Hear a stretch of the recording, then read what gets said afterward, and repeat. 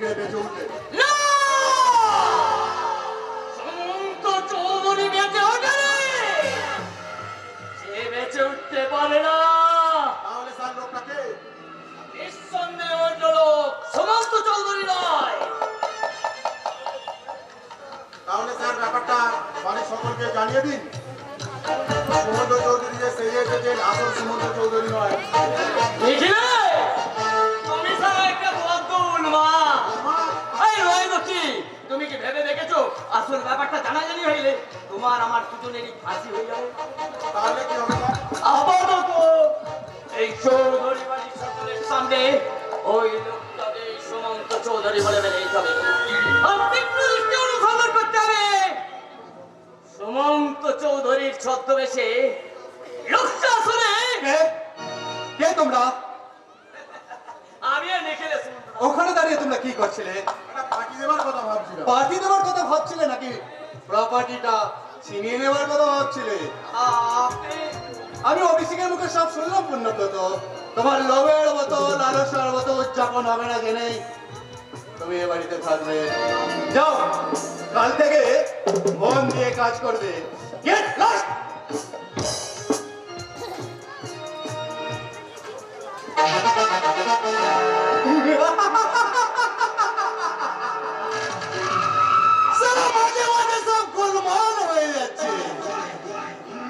সুমন্ত চৌধুরী ডায়েরিটা 10 দিন ধরে মুখস্থ করা সত্ত্বেও এখনো ঠিক কবজা করতে পারিনি।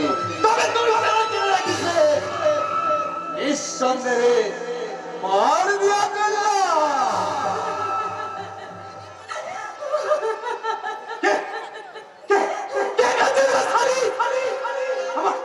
আমার অতীত জীবনের সেই শয়তানি ছোকরি যাকে আমি বিয়ে করবো বলে ঠকিয়েছিলাম, অথচ তার পেটে বাচ্চা এসেছিল আজ থেকে 10 বছর আগে। সেই দিনটার কথা আমার এখনো মনে আছে। ওই গীতার পেটে বাচ্চা এসেছিল শুনে তার চুলের মুঠি ধরে টানতে টানতে নিয়ে এসে ওই অরুণা বৌদি খুঁজেছিল।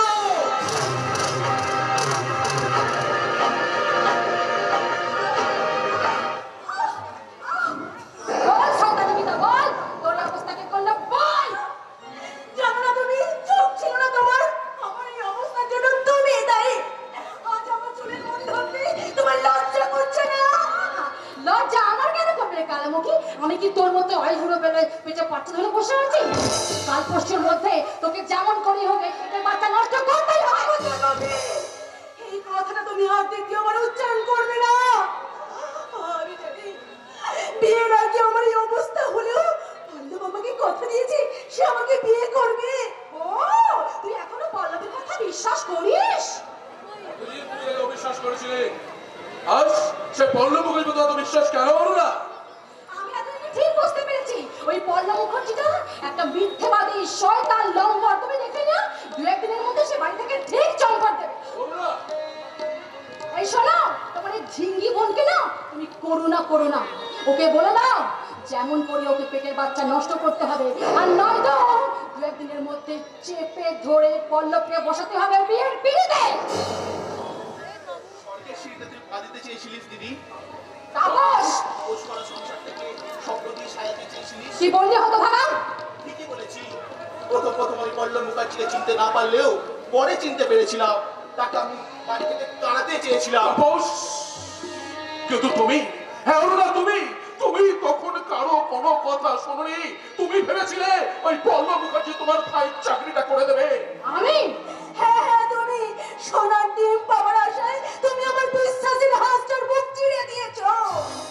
দাদা, তাপস, তোমরা এখন বলো আমি এখন কি করব?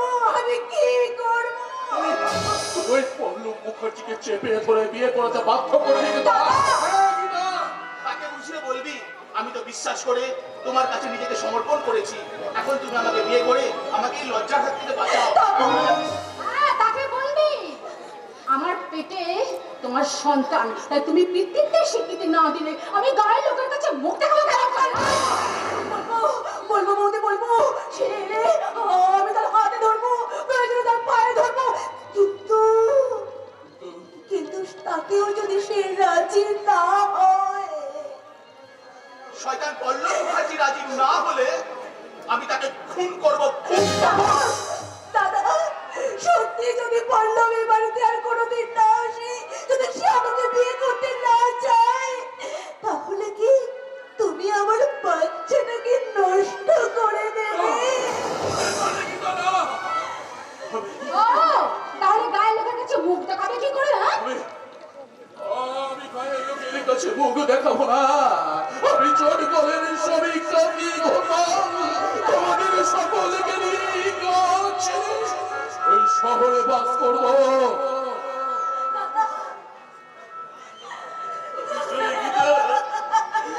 তুই কাঁদিস না। বস্তির লোকেরা যদি কেউ জিজ্ঞেস করে, আমি তাকে বলবো কি জানিস? আমার ফোনটা, আমার ফোনটার গর্ভবতী অবস্থায় আমার ভগিনী প্রতি মারা গেছে। আমার একমাত্র বোনটা, একমাত্র বোনটা বিধবা।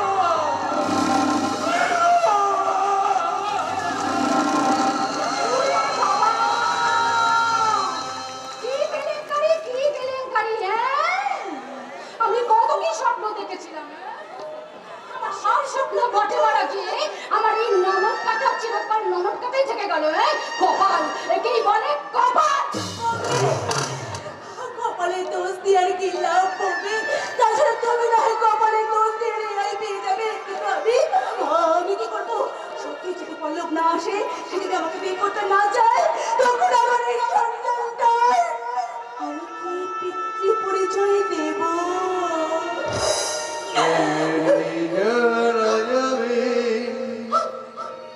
तुझे मालूम नहीं বুঝতে পারলে বলছি? तू अभी तक हसीनाल में जवान, तुझ पे कुर्बान मेरी जान ए मेरी जोर जबी।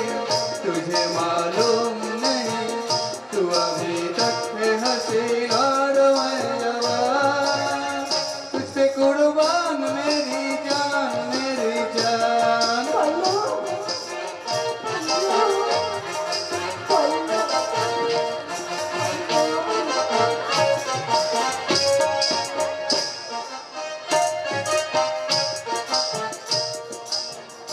सखी आई भगवान जो तुझ में है कहीं नहीं, सखी आई भगवान जो तुझ में है कहीं नहीं, दिलों का जीतने का भगवान जो तुझ में है कहीं नहीं।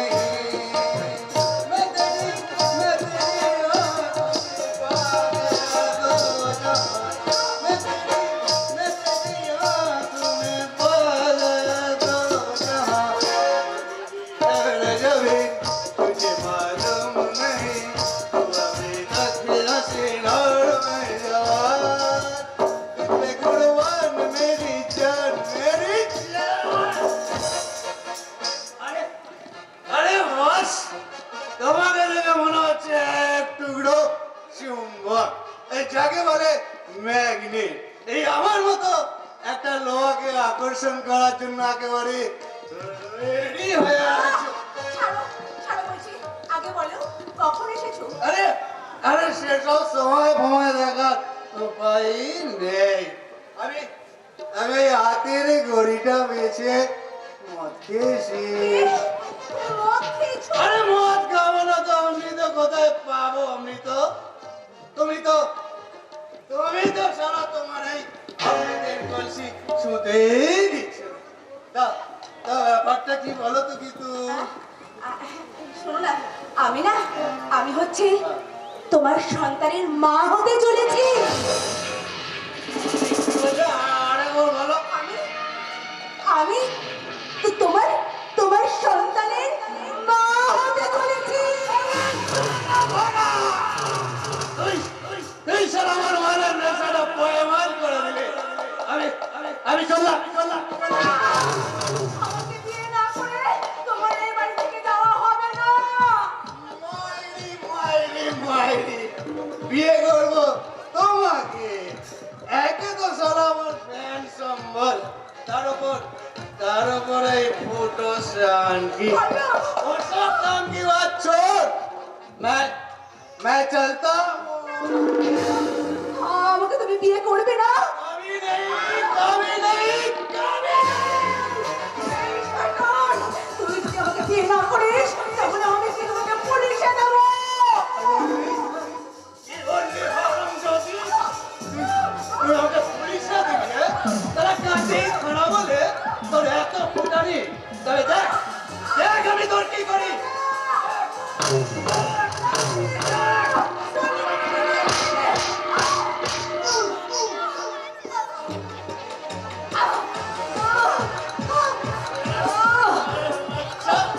তোরা পল্লব মুখার্জির সঙ্গে মজা কি? তাহলে দেখ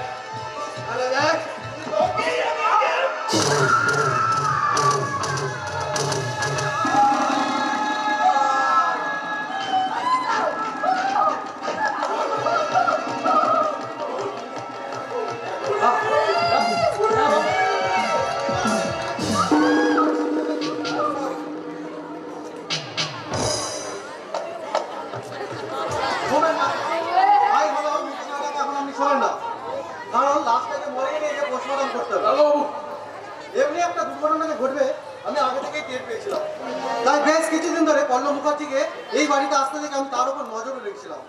তবু ব্যাড লাক, অ্যাক্সিডেন্টটা ঘটেই গেল, আমি কিছুই করতে পারলাম না। অফিসার, আপনি যদি একটু আগে আসতেন তাহলে আমার সম্মান দিতে হবে মরতো না।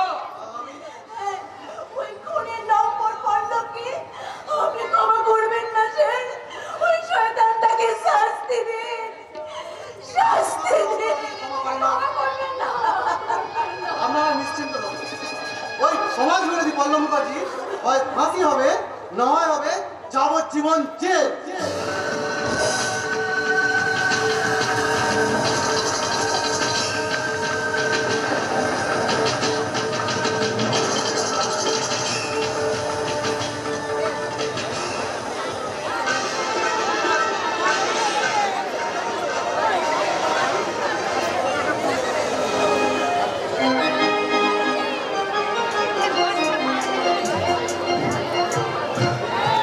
আমি শালা সেই পল্লব মুখার্জি জেল ফেরত আসামি হয়েও ঢুকে পড়েছে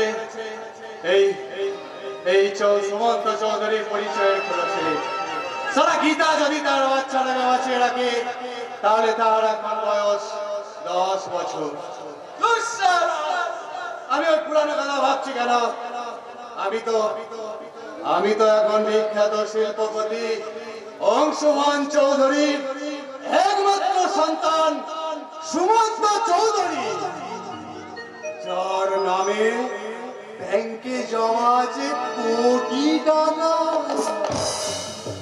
আর উড়ি পাওনা ওই সুন্দরী উজ্জয়িনী।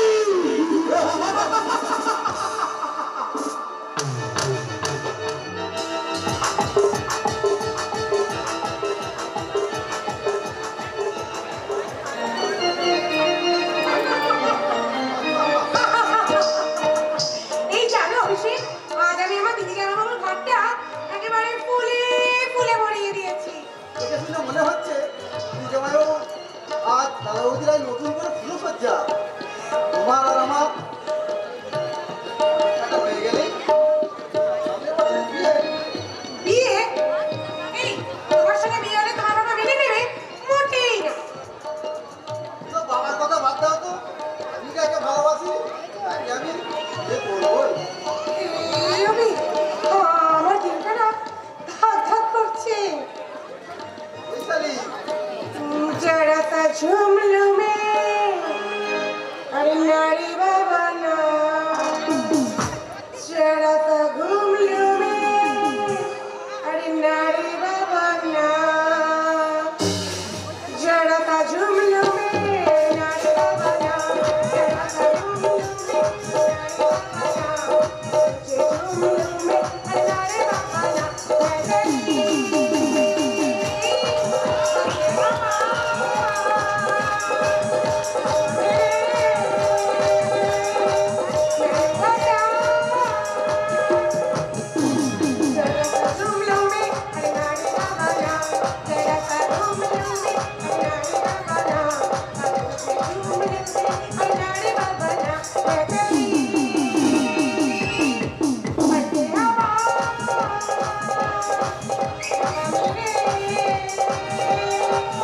প্রাণ বাঁচা।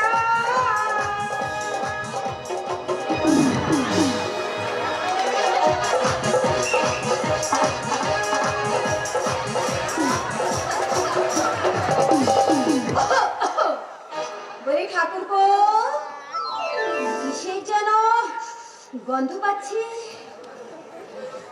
তোমার খোপা এই চুলের গন্ধ বৌদি। হ্যাঁ, জেল ফুলের গন্ধ।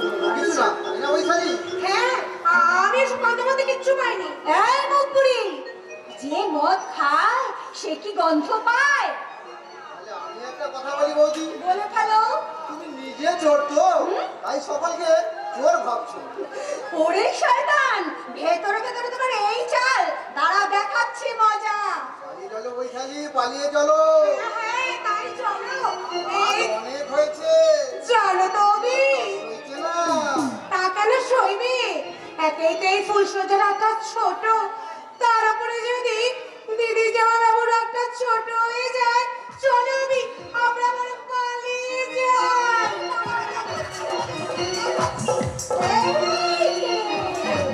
এই যে বোম্বের নায়িকা আয়েশা জুলকা, বলি কোথায় যাচ্ছিস? অভি ঠাকুরপোর কাছে নিশ্চয়ই। ধীরে ধীরে বল কই তন্নালে তন্নালে কই তন্নালে তন্নালে কই তন্নালে তেজে মত কই তন্নালে তন্নালে কই তন্নালে।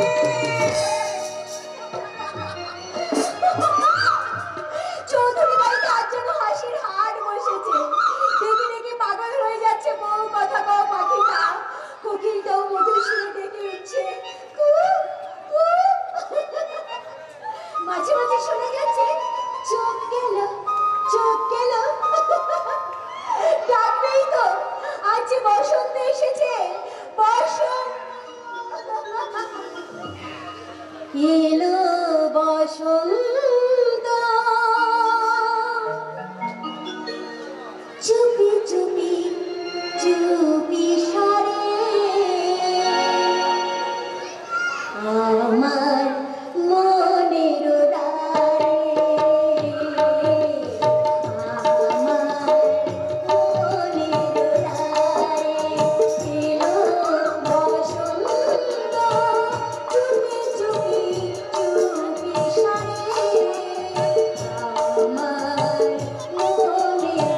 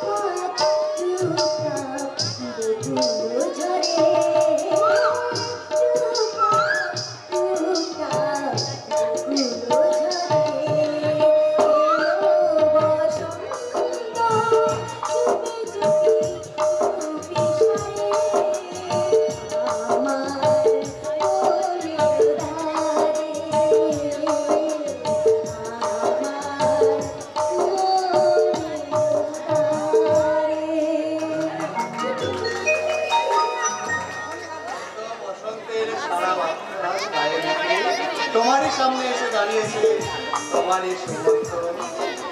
কিন্তু তোমার ঘুমন্ত মনের দুয়ার খুলে দক্ষিণা বাতাস এলো কিভাবে? শীতের ভয়ে আমি উত্তরের জানালা বন্ধ রেখেছি বলে। লক্ষ্য করেছো কি পশ্চিম আকাশে দেখা দিয়েছে নবমী তিথির এক খালি চাঁদ? পূব আকাশের সূর্যতারাটা একটু পরেই পাতবে ভালোবাসার ভাত। অপরাধ নিও না, তোমাকে একটা কথা জিজ্ঞাসা করছি। কি কথা হচ্ছে এই? তোমার এই সংসার বিভাগী মন হঠাৎ করে এই সংসার তপবনে ফিরে এলো কি করে? আমি বুঝতে পারলাম তীর্থক্ষেত্রের চেয়ে জীবনের কর্মক্ষেত্র অনেক বিস্তীর্ণ। একি তুমি এইভাবে ঘাম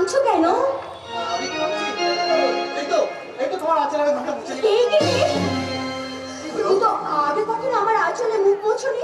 আজ মুছতে ইচ্ছা করলো তাই, তুমি কি অন্য কিছু ভাবছো? না না, ভাবতে যাব কেন? আচ্ছা বলছিলাম, তোমার সেদিনই সেই কবিতা মনে আছে? শুনবে? বলো। খোপা ভাঙাইলো চুলে, জ্যোৎস্নাগুলো লেগে থাকে, বুকের উপত্যকায় গোলাপ বাগান। তোমার ঠিক মনে আছে। আমার উজ্জয়িনী যখন হাসে তখন মনে হয় সন্ধ্যাবেলায় খেজুর গাছের বলে জোনাক পোকা জলে। বাকিটা আমি বলছি। আচ্ছা উজ্জয়িনী, হ্যাঁ? আলোটা নিভিয়ে দেবো? তুমি তো আগে কখনো আলো নিভিয়ে শুতে না। না মানে এই আশ্রমে থাকতে থাকতে অভ্যাস হয়ে গেছে আর কি। সব যেন মিলছে, তবু কি যেন একটা মিলছে না। আমি কি তবে সুমন্ত চৌধুরীর ডায়েরি থেকে সরে যাচ্ছি? উজ্জয়িনী, তুমি যখন মাথায় ঘোমটা তোলো তখন আমার তখন কি মনে হয় তোমার? তখন মনে হয় আমি যেন শুয়ে আছি কোনো এক মরুদ্যানের ছায়ায়। দেখি তো পরের লাইনটা নেই কিনা। আমার স্বামী যখন আমাকে ভালোবাসার কথা বলে তখন আমি টিয়া পাতার নৌকা ভাষায় বাকিটা আমি বলছি প্রেমের সরোবরে। তোমার আমার উজ্জয়িনীর স্মৃতির সিঁদুর, তার কপালে সিঁদুরের টিপ আমাকে নিয়ে যায় কোনো এক ভালোবাসার দ্বীপপুঞ্জে। তার সিঁদুরের টিপ ছুঁয়ে ঘুরির সূর্য ওঠে, আমি তাকে আদর করে বলি। তোমাকে আর বলতে হবে না, এবার আমার পালা। এই উজ্জয়িনী তার বয়স কমিয়ে আজ পৌঁছে যাবে তার পুরনো যৌবনের সীমানায়। সে আজ তার যৌবনের জল তরঙ্গে তোমাকে ভাসিয়ে নিয়ে যাবে প্রিয়তম। মধুরাতে দুজনাতে এসো না দাঁড়াই কাছাকাছি, দূরে কেন